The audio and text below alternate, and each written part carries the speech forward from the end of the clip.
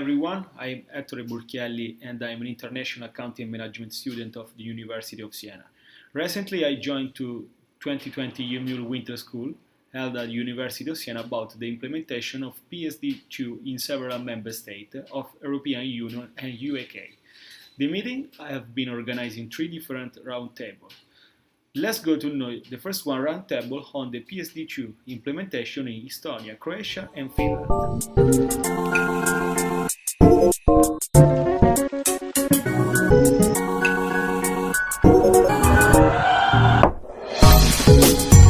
Our guests were Ivana Parak-Vukomanovic, Director of the Financial and Supervisor Law Department of the Croatian National Bank, Nikita Divisenko, PhD candidate Law Department of the European University Institute, Florence, Italy, and Yuri Terama, PhD candidate University of Helsinki.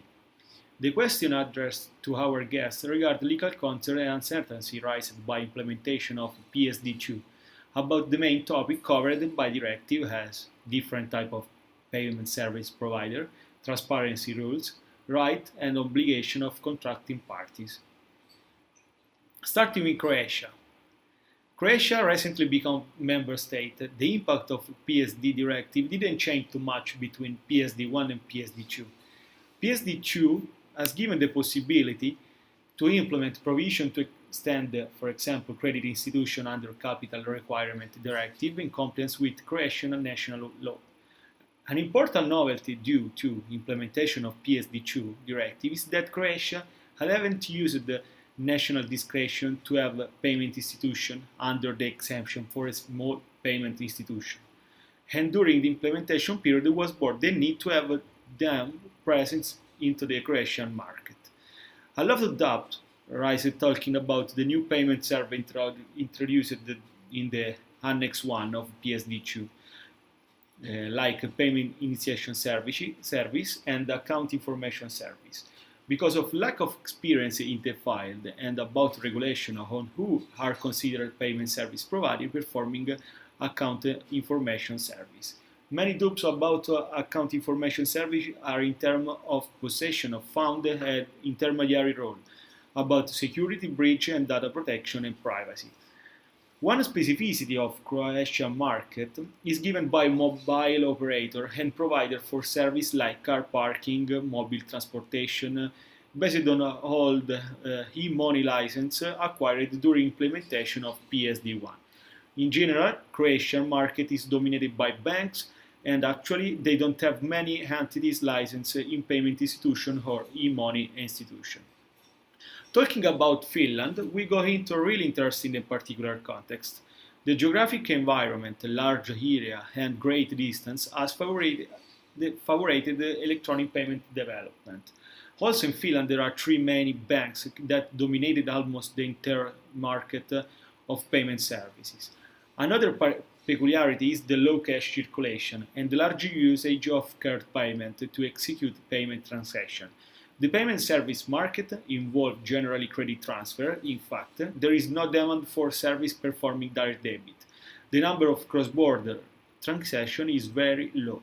Due to no cash payment service market and easy access to electronic bank service, e-money institution didn't develop in large number. Furthermore, the consolidated electronic market for payment service allowed to Finnish citizens the access by means of unique code for bank account and strong customer authentication against public authority and other payment service provider in compliance with requirement from PSD2. Different is the point of view of the Estonia market for payment services. There is just one e-money institution. The very inconvenient banking online service offered by traditional players of the market characterize the market of Estonia. The money remittance and who provide them, they have been one of the most common payment service for a long time where banks didn't offer any service. Actually, the volume of non-banking payment sector is rated low, but in general the total volume of payment transaction in the market is evolving also for small amount and especially the non-banking transactions are increasing for online shopping. There haven't been visible change due to implementation of PSD2 directive, and for Estonian is not rarely believe that change will become also without PSD2. Indeed, the regularity approach of authority and supervisor to payment server market didn't change with the introduction of PSD2. In compliance with new regulatory constraints of PSD, there has been a great work by supervisor authority about authorization to control the business entity in the payment service market, which is bringing to revoke of many authorizations as well. Another important impact regarding the fintech market, the PSD2 has given great clarification in this sense, thanks to exemption contained into the directive.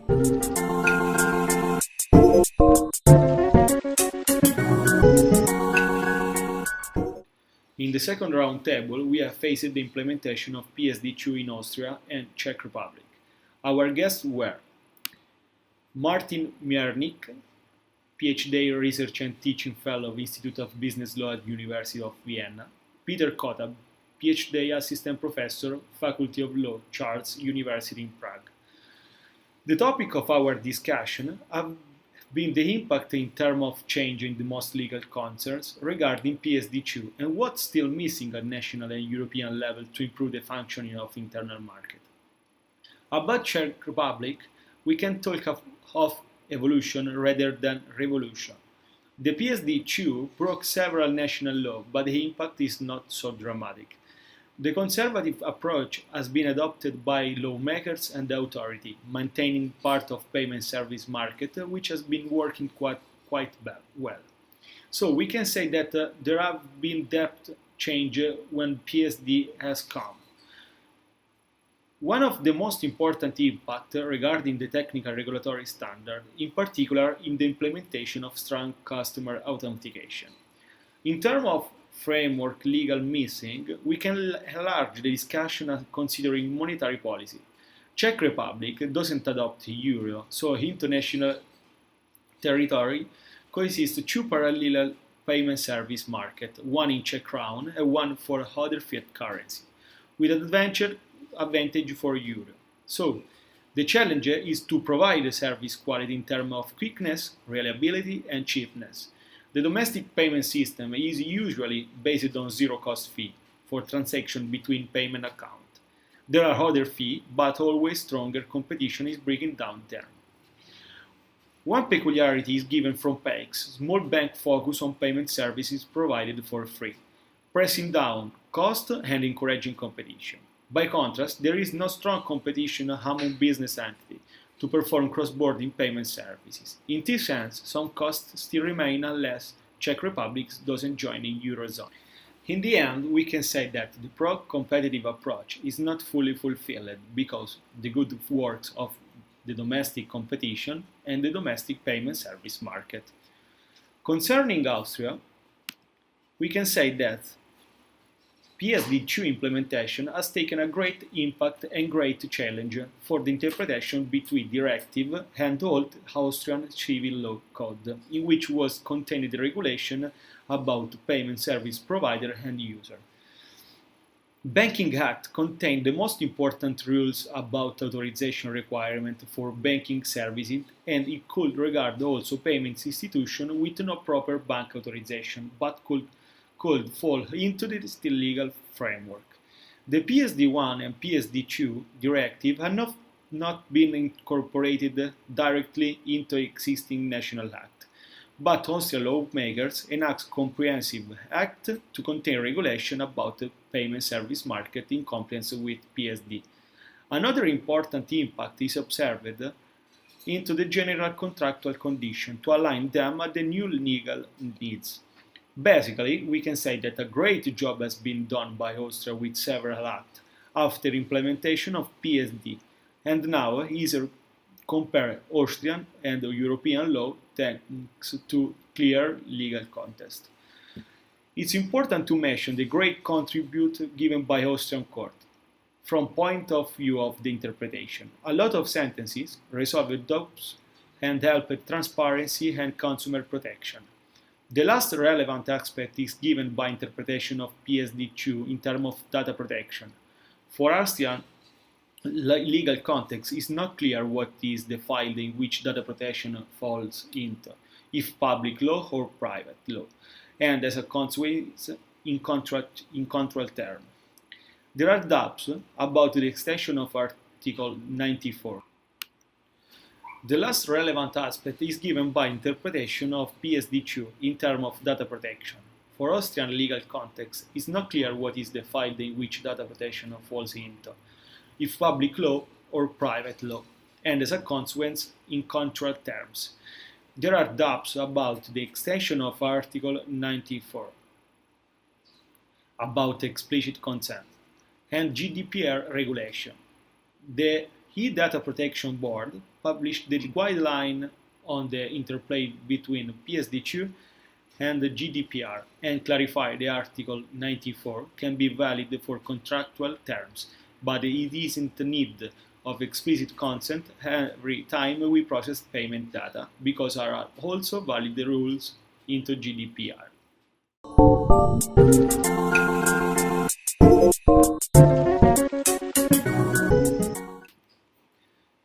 In the last roundtable, we talked about PSD2 implementation in Greece, Spain and the United Kingdom.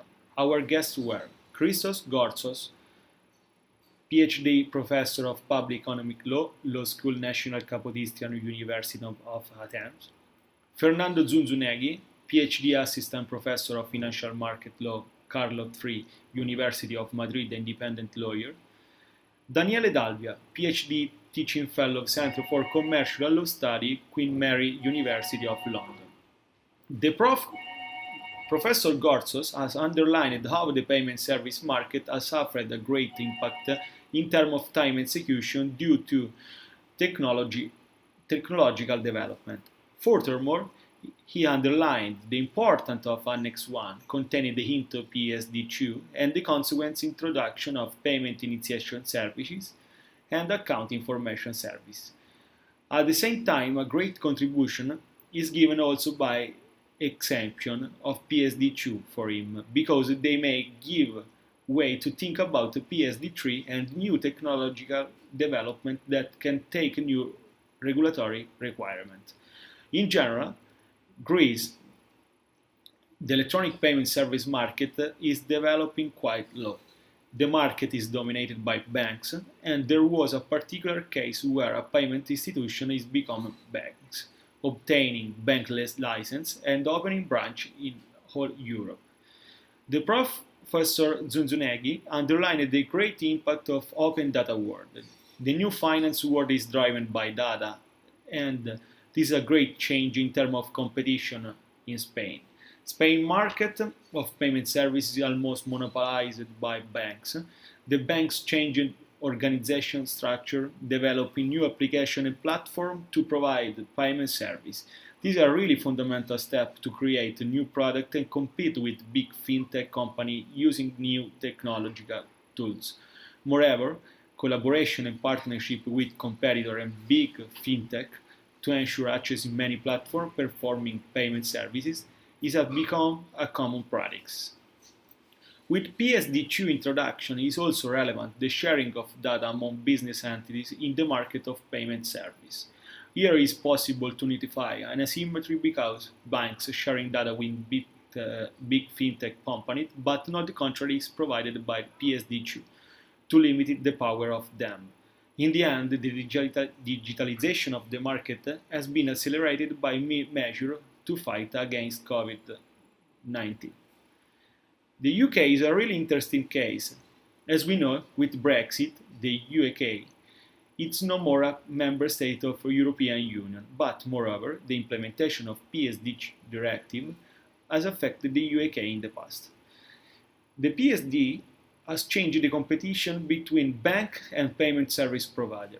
Very interesting differences about banks' authorization to provide a service. Banks have just to notify if they want to carry out some payment service.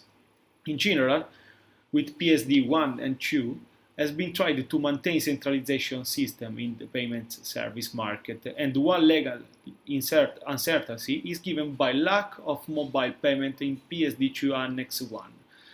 Let's remember that mobile mobile payment was present into PSD2.1. Automatically, the question raised is if mobile payment fall beyond the PSD2 or applied into PSD2. The Prof. Dalvia has underlined the importance of neutrality principle and the great benefit due to PSD2 in terms of competition for the users and security, sharing data and checks. For example, the practical approach of UK jurisdiction has effect in terms of license for small payment services. They don't really need a proper authorization. And in terms of developing an interpretation of new solution. For example, in the case of sandbox contract, the leadership into financial market is common recognized and could derive also for this approach toward the innovation when we talk about UK.